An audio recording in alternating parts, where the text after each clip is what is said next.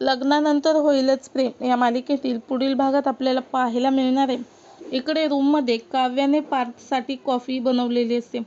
काव्या खूप छान लाजत पार्थला बोलते, हे घ्या तुमची सेमिनर कॉफी. पार्थ ती कॉफी पितो. पार्थला कॉफी इतकी कडवट खराब लागते ज्यामुळे पार्थ खूप चिडतो.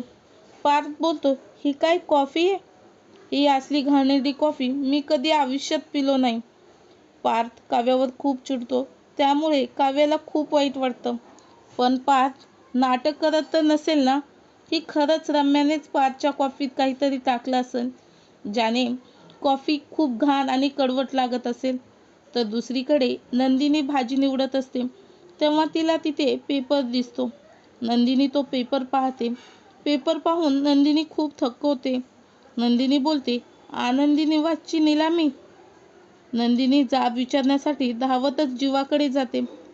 नंदिनी जीवाला बोलते, हे पॅम्पलेट आता मला खाली सापडलं. आनंदी निवासची बोली लागणार आहे आणि तुम्हाला हे माहीत सुद्धा नाहीये.